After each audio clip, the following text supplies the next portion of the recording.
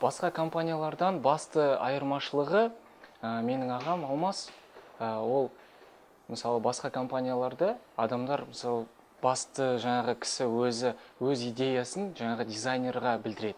Дизайнер одан ары қарай сол затты шығару керек барысында ол өзінің жаңағы ойын салады да, сол кезде ол бастапқы жаңағы основатель деп айтамыз ғой, қалаушы, соның адамның ойынан өзгеше болып шығуы да мүмкін. Ал бұл жерде біздің басты айырмашылығымыз Алмас ағам, ол өзі дизайнер, өзі орындаушы, өзі өңдеуші болып шығады. Сондықтан да ол жүректен шыққаннан кейін мен басты айырмашылығы сол деп айта аламын. Негізінен сұраныс әр кезде әрқалай болады. Себебі мысалы кез келген мереке, іс-шара, туған күндер болады. Қазіргі таңда негізінен бар сеткалар сұранысқа көп ие болады. Жұлдыздар арасында көптеген сұраныстарға ие болып жатыр. Жаңағы мысалы 8 наурыз күндерінде, халықаралық әйелдер күнінде әйелдік жаңағы сөмкелер, әмияндар сұранысқа көп ие болады. Және де біздің заттарымыздың арасында көптеген тиын салғыш, кілт салғыштар бар. Өте күнделікті тұрмыста қолданысқа керек заттардың бірі болғандықтан солар сұранысқа жиі сұраныста болады.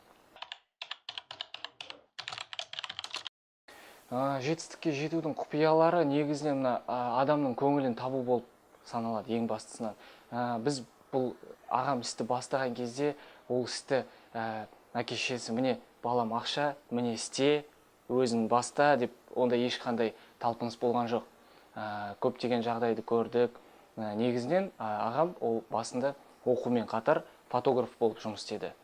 Соны қатар алып жүрді, одан кейін қолөнер әшекей бұйым заттарын жасады. Соның арқасында студенттік кезінде, колледжде оқып жүрген кезде ой келген. Неге жаңағы ол кезде ескі кішкентай ғана телефондар болатын. Сол телефондарға жаңағы чехол жасамасқа деп қап салғыш сол телефонды. Содан осындай ой туындады. Содан ары қарай бұл іс жүзеге аса бастады. Қазіргі таңда халықтардың сұранысы көбеюі бойынша біз бұл жұмысты ары қарай дамытудамыз, жалғастырудамыз. Көптеген сұрақтар туындап жатады. Сіздер былғарыны қай жерден аласыздар, фурнитура, замоктарды қай жерден аласыздар, неліктен бағаларыңыз қымбаттауда деген сияқты көптеген сұрақтар туындайды. Әрине, біз былғарыны дайын қылдырып қазақстандық өнімнен және сырттан да алып келеміз, оларды сатып аламыз. Бұл жерде ешбір құпия жоқ. Соған байланысты нарықтық экономикада ол заттардың бағасы қымбаттауы бойынша біздің бағамыз дегенмен де сәйкесінше халыққа қол жетімді қылдырып жасауға біз тырысамыз.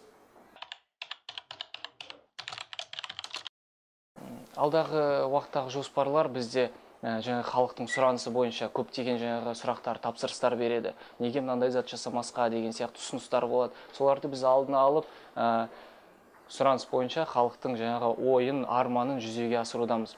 Болашақта біз үлкен қол жетістіктерге жетіп, экспоға да мысалы шығуымыз, үмітіміз бар. Ал үлкен жоспарлар алда бар, бірақ ол коммерциялық құпия. Жалпы маркетинг деген кезде бізде қазір Instagram жүйесінде Мукажан KZ сайты жұмыс істеуде.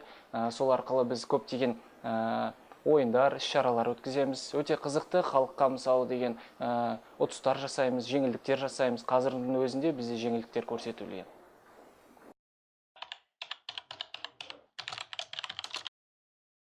Жас кәсіпкерлерге айтарым, ең бастысы қорықпау керек, талпыныс болу керек, батылдылық болу керек. Қастарында болады сонда да адамдар, оны қайтесің, істемей қой, ол кете ме, ары қарай бола ма деген сияқты. Оған қарамастан адамның көңілінен шықса, ол затты істеймін десе, жүрегінің қалауымен жасау керек.